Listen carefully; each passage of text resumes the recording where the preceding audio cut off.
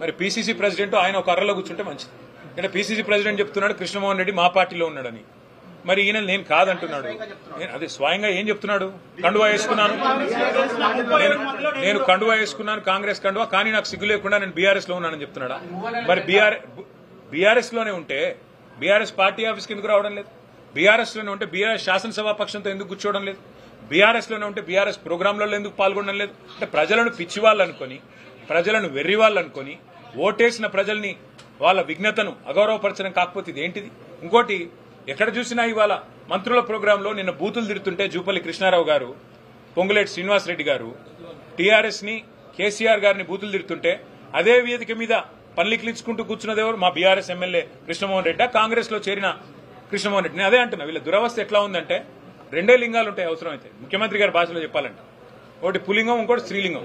వీళ్ళు ఏ లింగమో చెప్పుకోలేని పరిస్థితులు ఉన్నారు ఇవాళ, కర్మ.